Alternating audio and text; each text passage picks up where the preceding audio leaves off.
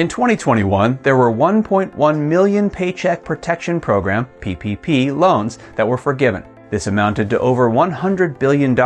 If you need your PPP loan forgiven, you're not alone. It is possible, but you do need to make sure that you submit all of your paperwork and application on time. Keep watching to find out more.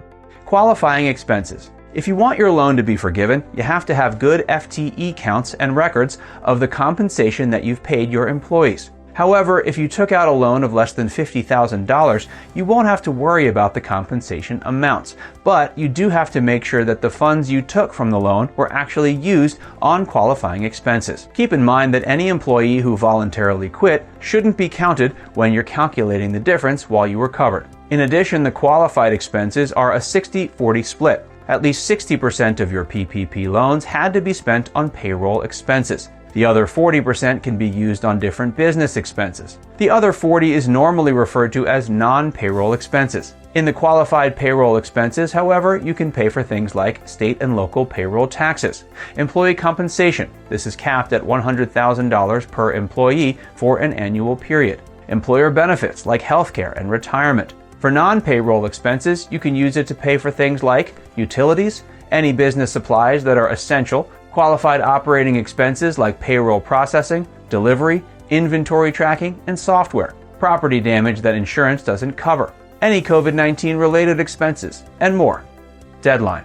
If you meet all those requirements, then you have 10 months from the end of your loan's covered period to apply. If you miss the 10-month deadline, then you're responsible for the interest and payments. In earlier versions of the PPP program, borrowers would only have 8 weeks to apply for forgiveness. However, in 2020, these rules were changed to extend the forgiveness time period. When you need to apply, contact your lender, and they'll give you an SBA form. This should either be a 3508, 3508 Easy, or 3508S. They will have a long list of supporting documents that you'll need to submit, and you will also have a lot of forms to fill out.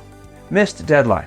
If you missed the Paycheck Protection Program (PPP) loan forgiveness deadline, there are some steps you can take to mitigate the consequences. First and foremost, it's important to explore all options with your lender. In addition to contacting your lender, it's also worth checking in with the Small Business Administration, or SBA. The SBA provides guidance and assistance for businesses who have taken out PPP loans and need additional time. They've been flexible in responding to requests for extensions or modifications of repayment terms for borrowers who have missed the deadline for submission of their forgiveness forms. Reach out. It might be best to have your accountant, attorney, lender, or any financial advisors on your team to help you go through this process and ensure that everything is accurate. These are only a few things to know when wondering what is the deadline for PPP loan forgiveness, but there are many other factors to consider when working with a PPP loan. Thankfully, we're here to help you out so you don't have to figure it out on your own. Contact ERC today for more information about the Employee Retention Credit, ERC, and any questions you might have about it. And if you enjoyed this video, be sure to like, comment, and subscribe.